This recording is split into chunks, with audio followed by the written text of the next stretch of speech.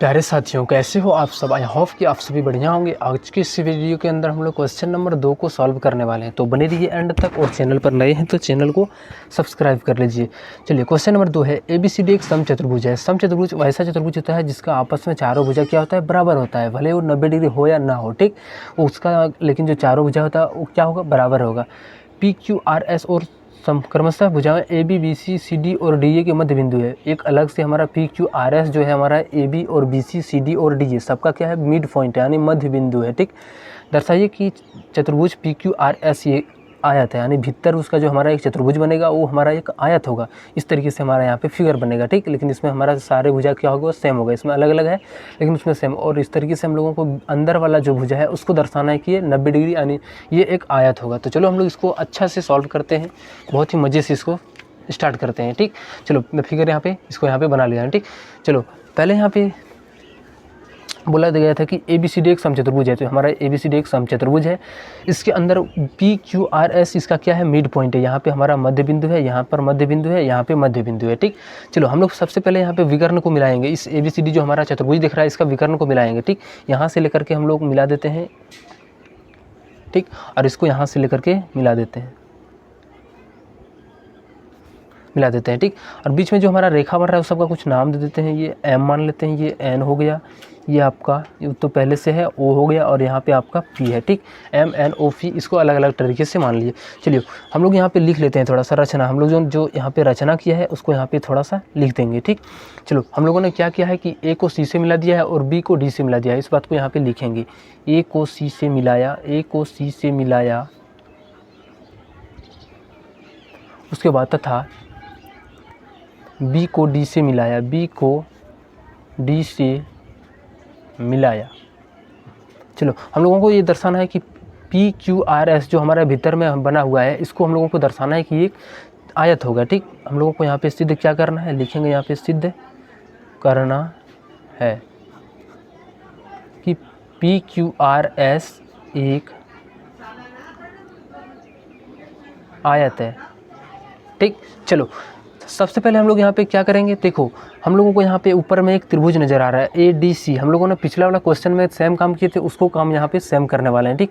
ADC ये हमारा क्या है, एक त्रिभुज है, ठीक। तो लिखेंगे यहाँ पे त्रिभुज ADC में, ठीक। देखो इसमें क्या है कि हमारा जब भी इस तरीके से कोई त्रिभुज बनता है और उसका मध्य बिंदु से इस तरीके से पार होता है कोई रेखा, तो क्या होता है कि ये जो PQ होता है क्या होता है, हाफ AC इसका आधा होता है, और ये दोनों आपस में समांतर होता है। तो क्या PQ समांतर यहाँ से AC हो जाएगा, PQ और AC आपस में समांतर हो जाएगा, ठीक। उसके बाद यहाँ पे एक चीज़ और क्या होता है कि PQ और AC आपस में क्या होता है, रिलेशन इसका क्या होता है कि ये आधा होता है AC का, ठीक। ये जो हमारा PQ है इसका आधा होता है ये।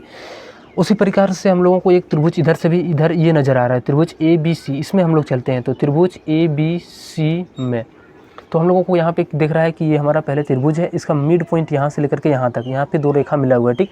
तो ये भी क्या होगा कि AC और ये SR जो है हमारा वो समांतर होगा। AC समांतर SR, सबसे पहले तो ये हो गया। उसके बाद जो SR होगा वो क्या होगा, हाफ AC होगा। SR जो होगा आधा हो जाएगा AC का। हम लोगों ने पहला नंबर क्वेश्चन में इसके बारे में डिस्कशन किए हैं, नहीं देखें तो आप लोग जाके वहाँ पर पहले उसको वॉच कीजिए, ठीक। तो ही आप लोगों को यहाँ पे क्लियरिटी से समझ में आएगा। चलो अब यहाँ पे हम लोगों को क्या करना है, देखो एक काम करते हैं, यहाँ पे ये हो गया। चलो इन तीनों समीकरण से हम लोगों को क्या लग रहा है कि यहाँ पे PQ समांतर AC है और AC SR का समांतर है, यानी तीनों आपस में क्या है, समांतर है। यानी AC का समांतर क्या है, तो PQ है, और PQ का भी समांतर है, वो कौन है, तो देखो AC का समांतर PQ है और बचा हुआ SR भी आपस में समांतर है। ये तीनों हमारा जो रेखा है समांतर रेखा है, ठीक। चलो इतना हो गया। आगे हम लोगों को यहाँ पे एक काम करने हैं। चलो इसके आगे हम लोग यहाँ पे देखो, यहाँ से और यहाँ से इसको मान लेते हैं समीकरण 1, और यहाँ पे इसको समीकरण 2 मान लेते हैं। ये PQ हाफ AC और SR हाफ AC, तो हाफ AC कट जाएगा, बचा हुआ PQ और SR, ये दोनों आपस में क्या हो जाएगा, तो सेम यानी बराबर हो जाएगा, ठीक। PQ के बराबर SR हो जाएगा। अब देखो हम लोगों को इस त्रिभुज के अंदर आना है, ठीक। यहाँ पे ये त्रिभुज ये चतुर्भुज के अंदर, ये हमारा PMNO ये चतुर्भुज के अंदर आना है। तो देखो PM जब AC का समांतर है तो ON का भी समांतर होगा, ठीक। चूँकि यहाँ पे लिखेंगे PQ जो है सो AC का समांतर है, तो हमारा यहाँ पे कंडीशन क्या बनेगा, PM और AC दोनों एक ही रेखा पर है, तो ये भी हमारा क्या होगा, PM के समांतर होगा ON, ठीक, ये बात याद रखना है। उसके बाद हम लोगों को यहाँ पे आगे क्या करना है, तो देखो सबसे पहले AC के समांतर PQ, उसके बाद चलो एक बात यहाँ पे देखो, PQ और SR आपस में बराबर है, ठीक, तो इसको हम लोग आधा करते हैं, इधर से आधा और इधर से भी आधा करते हैं। PQ ये रहा हमारा, SR ये रहा, ठीक। देखो यहाँ से जितना तक की दूरी, यहाँ तक की दूरी दोनों तो सेम है। चलो SR का आधा करेंगे तो हम लोग इसको लिख सकते हैं, यहाँ पे कोई पॉइंट ले लेते हैं, SO लिख लेते हैं। तो PQ का आधा हमारा ये है, PM है, क्योंकि ये पूरा रेखा है उसके बीच से गुजरा हुआ रेखा है, तो ये तो हमारा आधा बनेगा। तो ये जो PM है कितना होगा, तो इसका आधा हो जाएगा, PQ का आधा, तो ये PM बन जाएगा बराबर। यहाँ पे देखो SR का आधा आधा करेंगे तो यहाँ पे OS बनेगा, और देखो OS के ही बराबर यहाँ पे ON है, तो PM बराबर यहाँ पे क्या लिख सकते हैं, ON। अब देखो PM और ON इस चतुर्भुज में हमारा ये बराबर हो गया, आमने सामने की भुजा बराबर हो गया। अब देखो यहाँ पे हम लोग क्या करेंगे, लिखेंगे थोड़ा सा उसी प्रकार।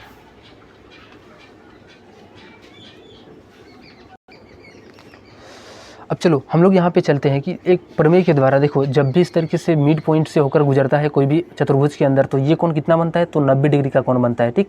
ये ध्यान रखना है, कोण AOM जो हो जाएगा वो 90 डिग्री हो जाएगा। कहाँ से, तो ये मध्य बिंदु प्रमेय के द्वारा, ठीक, लिखेंगे मध्य बिंदु प्रमेय के द्वारा।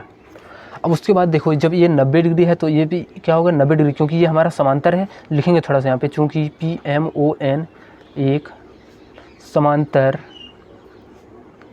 चतुर्भुज है, और समांतर चतुर्भुज जो होता है वो क्या होता है,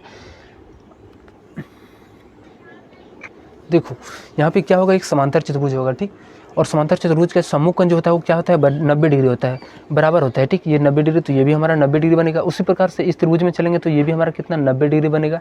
उसी प्रकार से इस त्रिभुज में चलेंगे तो इसका भी मान 90 आएगा, ठीक। अलग अलग हम लोग चल सकते हैं। तो देखो यहाँ पे क्या है, PQ के पहले SR बराबर है, और यहाँ से इस बिंदु को परिमेय को लगाएंगे तो PS के बराबर QR हो जाएगा, ठीक।